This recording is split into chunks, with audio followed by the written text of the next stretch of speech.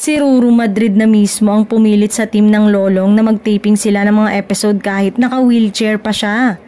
Ito ang kwento ni Ruru sa kanyang IG. Kakabit ang video ng pagsalang na niya sa taping kamakailan lang.